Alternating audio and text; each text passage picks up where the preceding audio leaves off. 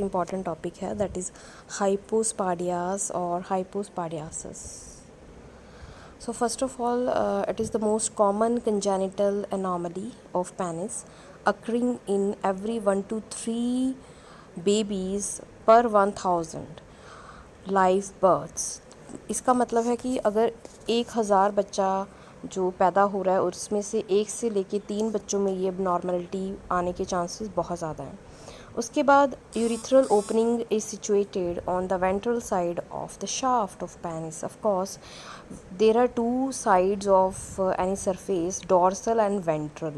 So ventral और hypo इन दोनों को हम याद करने का सबसे इजी तरीका है. हाइपो का मतलब होता है डाउनवर्ड, नीचे, और वेंट्रल का मतलब भी होगा नीचे. सो जो पिनाइल शाफ्ट है उसके नीचे कहीं ना कहीं वो पूरी की पूरी शाफ्ट पे ये पोजीशन प्रेजेंट होगी, ना कि नॉर्मल फ्रंटल पोजीशन पे.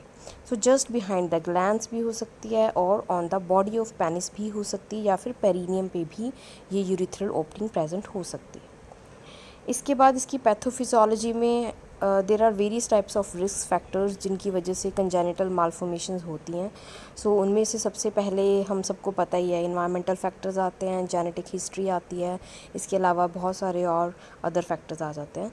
So because of the incomplete fusion of urethral folds along the abdominal mid line, मतलब जो एब्डोमेन की मिड लाइन जब फीटस में बन रही थी तो जो यूरिथ्रल फोल्ड्स का फ्यूजन होना था जिससे यूरिथ्रा बनना था और पिनाइल जो बॉडी शाफ्ट है जिसे हम बोलते हैं वो बननी थी, उसमें कोई ना कोई प्रॉब्लम रह जाती है.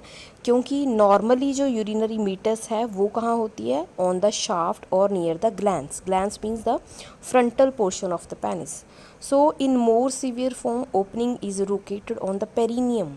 So जिसमें बहुत ज़्यादा डिफेक्ट होगा जिन बच्चों में, उनमें पेनिस की शाफ्ट पे कहीं पे भी ये ओपनिंग प्रेजेंट नहीं होगी बल्कि पेरिनियम में होगी. अब पेरिनियम वो एरिया है जो पेनिस के बाद ऊपर एब्डोमिनल वॉल के ऊपर अबव द पिनाइल शाफ्ट या फिर below the phenyl shaft present होता है, जो ऊपर से हमारे नेवल की तरफ जाता है और नीचे से एनस के साथ जुड़ता है, उसे हम बोलते हैं पेरिनियम.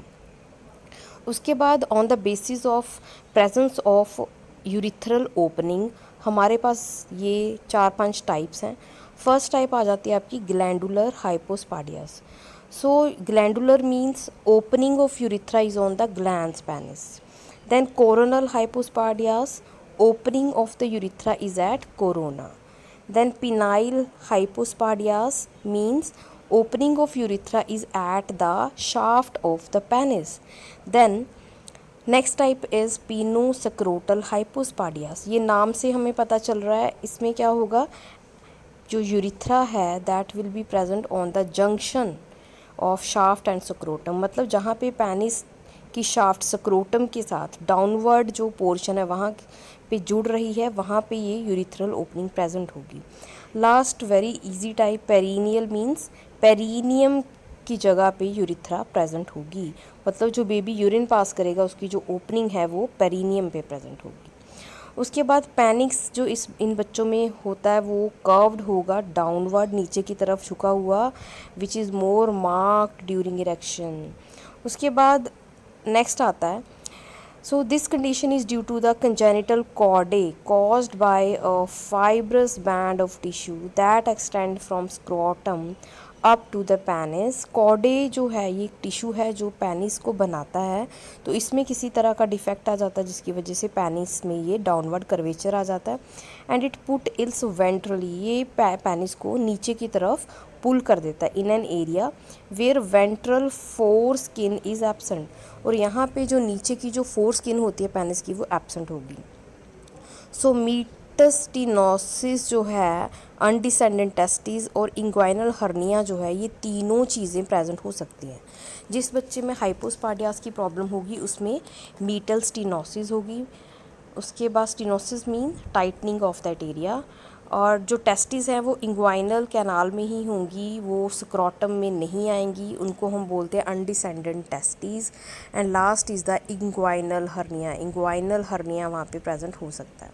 उसके बाद इन बच्चों की जब हमने असेसमेंट करनी है तो इन बच्चों के पेरेंट्स में इमोशनल डिस्ट्रेस होगा regarding the defect of the baby, then inability of the child to urinate, normal बच्चों की तरह वो यूरिनेट नहीं कर सकता, एंड क्लोथ जो है जो बच्चे के वेट हो सकते हैं क्योंकि उसकी जो यूरिनरी स्ट्रीम है वो नीचे की तरफ होगी, डाउनवर्ड होगी, बिकॉज पेनिस का जो कर्वेचर है वो कहाँ था, डाउनवर्ड था, कर्व्ड डाउनवर्ड्स, यस। उसके बाद आता है इन बच्चों में एट बर्थ जब भी ये वॉइड करेंगे बच्चे, यूरिन पास करेंगे तो अब नॉर्मली करेंगे, यूरिन की जो स्ट्रीम होगी वो स्प्लैश बैक करेगी, उनकी बॉडी पे जो यूरिन है वो स्प्लैश बैक करेगा, और ये बच्चे जो हैं वो सिटिंग पोजीशन में यूरिन करना ज़्यादा प्रेफर करते हैं। इसके बाद जिन बच्चों में पीनोसिक्रोटल और पेरिनियल हाइपोस्पाडियास है वो बच्चे स्टैंडिंग पोजीशन में भी यूरिन पास आउट कर सकते हैं। So that's all with the hypospadias. Thank you so much.